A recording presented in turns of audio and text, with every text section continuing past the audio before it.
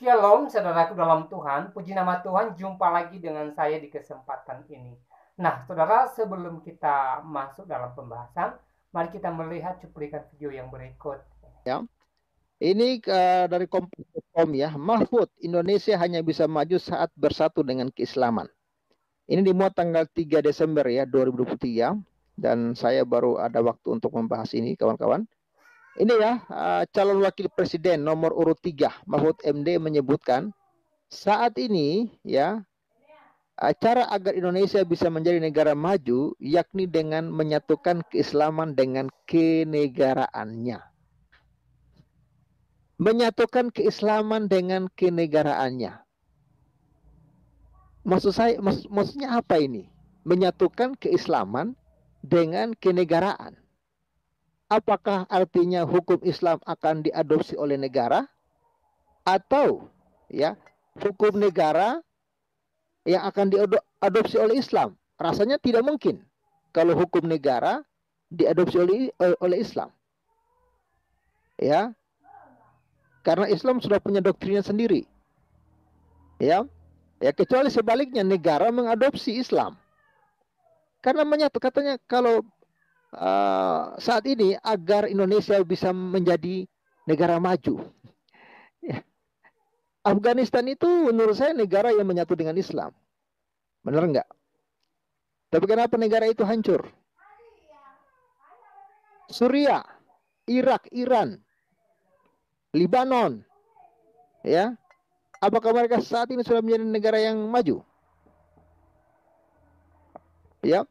Hal tersebut diungkap Mahfud ketika menghadiri sholawat ya Persatuan Indonesia yang digelar ya di Parkir Timur Gor Sidoarjo pada Sabtu 2 Desember 2023 malam. Saya menegaskan perlunya satu hal bahwa Indonesia ini hanya akan maju manakala keislaman dan keindonesiaannya menyatu. Gimana cara menyatunya? Lalu bagaimana dengan yang Kristen, yang Hindu, yang Buddha? Apakah semua harus jadi Islam? Iya kan? Kalau berbicara Indonesia kan tidak bisa berbicara cuma satu kelompok. Banyak kelompok yang saat ini hidup di rumah Indonesia ini. Ya saya heran ya pernyataan kok seperti ini ya kawan-kawan ya. Ya katanya kata Mahfud usai mengikuti selawatan. Mahfud pun menghubungkan pernyataan tersebut dengan program yang akan dijalankan dengan pasangan Ganjar Pranowo. Jika memenangkan ya pilihan presiden 2024, maka salah satu program penting yang saya sampaikan dan resmi menjadi rencana ya perjuangan Ganjar Mahfud adalah memperhatikan kesejahteraan guru mengaji, guru agama, dan marbot masjid jelasnya. Gimana dengan para pendeta, para biksu, ya, yang selama ini ya mati-matian membina umat ya supaya jangan menjadi umat yang tukang demo, ya, jangan menjadi umat yang memberontak kepada pemerintah, ya. Apakah yang diperhatikan ini hanya guru ngaji, guru agama, marbot masjid, ya? Menteri Koordinator Bidang Politik, Hukum, dan Keamanan ya menyebut program itu sangat penting sebab guru mengaji hingga marbot masjid memiliki peran besar di masyarakat. Apakah yang punya peran besar di masyarakat ini hanya guru ngaji, guru marbot? Ya. Karena mereka ini yang mendidik masyarakat untuk membangun keamanan dan kedamaian di negeri ini, ujarnya. Ya silakanlah Anda menilai sendiri. Siapa yang saya salah bicara lagi nanti di demo lagi ya. Di sisi lain kata Mahfud, orang-orang yang disebutkan itu merupakan golongan pencetak kader bangsa. Hal tersebut bertujuan untuk menciptakan nasionalis religius. Mereka guru mengaji dan marbot masjid lah yang turun mencetak kader bangsa agar Indonesia ini menjadi negara kesatuan yang kokoh dikombinasikan dengan keagamaannya, ucapnya. Itulah yang disebut nasionalisme religius. Itu tadi yang saya tawarkan kepada warga yang datang, tambahnya. Diketahui selain Mahfud, acara sholawat Persatuan Indonesia tersebut juga dihadiri oleh mantan Ketua PBNU Ki Haji Said Akil Siraj dan Ketua Umum Partai Perindo Haritanu Sucipto. Wah, jadi itu kawan-kawan. Ya, jadi kalau mau Indonesia ini maju, kata Mahfud harus ya hanya bisa maju saat bersatu dengan keislaman. Apakah benar seperti itu kawan-kawan? Islam mandek jegrek, jalan di tempat, ditinggalkan yang lain. Goblok, lolak. Sering saya katakan bahwa kita ini sekarang umat Islam secara umum mengalami ketertinggalan di seluruh aspek kehidupan. Saya sering mengutip apa yang dikatakan oleh Sir Muhammad Iqbal, Allamah Iqbal dari Pakistan, yang mengatakan bahwa umat Islam ini sudah mengalami kejumudan, tidak berpikir selama 500 tahun terakhir ini. Hanya mengutip-ngutip saja dari orang-orang di masa lalu. Sehingga tidak ada kreativitas, tidak ada inovasi yang signifikan, sehingga kita tetap berada dalam kejumudan ini. Umat muslim itu sekarang terpuruk dalam artian teknologi mereka tertinggal, moral mereka juga tertinggal, apa-apa mereka juga tertinggal, mereka rusuh di mana-mana dan sebagainya, dan itu adalah fakta. Ketika mereka diminta untuk memperbaiki diri, diajak kembali kepada syariah yang benar, misalkan seperti itu, diajak kepada ajaran Islam yang benar, diajak pada ajaran Nabi Muhammad yang sesungguhnya, maka mereka akan mengatakan, apa kamu gak tahu itu yang menemukan ilmu kimia itu adalah leluhur orang-orang Islam itu yang hidup di zaman segitu.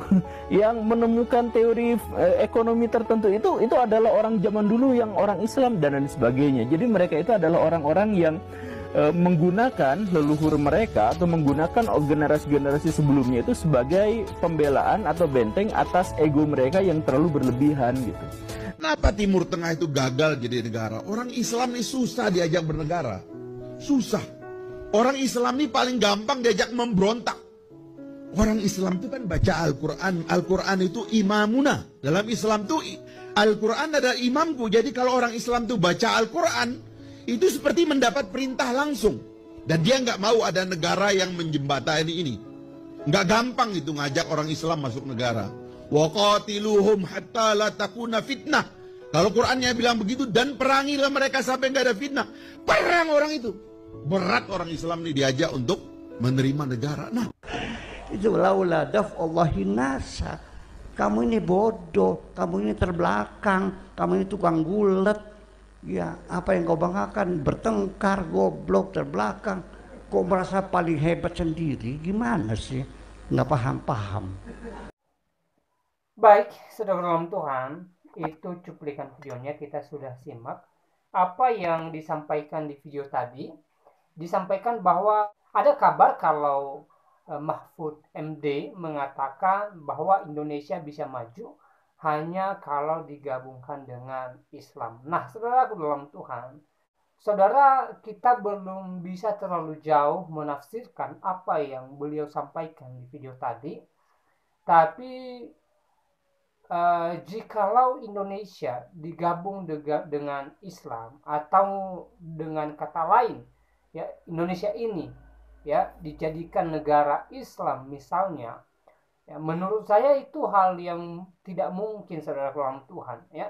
Itu hal yang sangat tidak mungkin sekali.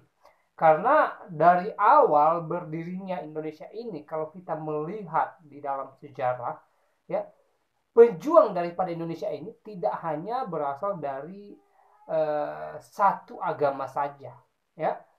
Saudara dalam Tuhan, pejuang daripada Indonesia ini ya terdiri dari orang-orang yang berbeda agama, ya.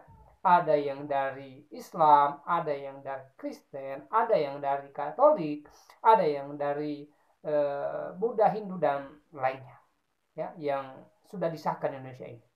Ya. Jadi hal yang mustahil, ya, Indonesia ini bisa digabung ke Islam, atau dengan kata lain Indonesia ini ya mustahil menjadi negara Islam, ya. Dan di dalam dasar negara kita, yaitu Pancasila, di sila pertama juga, ya, setiap agama itu diberikan kebebasan untuk memeluk agama masing-masing, ya, dengan dasar ketuhanan yang Maha Esa, ya, itu sangat jelas. Dan juga semua agama di Indonesia ini sama di mata hukum, saudara gulam Tuhan, ya, sama di mata hukum, baik yang mayoritas maupun yang minoritas. Ya, jadi sekali lagi, ya, kita belum bisa menafsirkan terlalu jauh apa yang disampaikan oleh Bapak Mahfud MD di video tadi, tapi kita hanya bisa sampaikan bahwa menggabungkan Indonesia dengan Islam itu hal yang mustahil, saudara Tuhan, dan itu hal yang tidak bisa, ya, karena di Indonesia ini, ya, agama sudah ada beberapa yang disahkan oleh pemerintah, ya, artinya di Indonesia ini tidak hanya terdiri dari satu agama saja, ya.